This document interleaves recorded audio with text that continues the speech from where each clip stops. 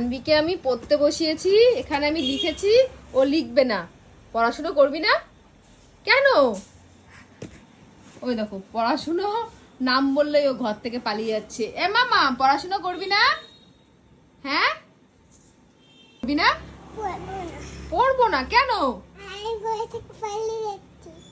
পালিয়ে যাচ্ছিস কেন? পালিয়ে যাচ্ছিস? হ্যাঁ এই পালিয়ে যাচ্ছিস কেন বল? পড়াশুনো করবি না তুই? সানভি পড়াশুনো করবি না? কি হবে? হ্যাঁ